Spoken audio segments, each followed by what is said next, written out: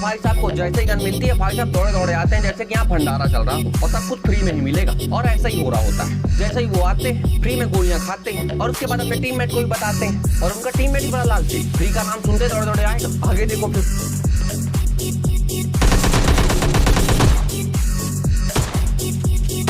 और ध्यान से देखा भाई साहब आने के बाद गोली नहीं चलाते, थोड़ी देर तक वेट करते कि शायद कुछ फ्री में मिल जाए, फिर उनको पता चलता है कि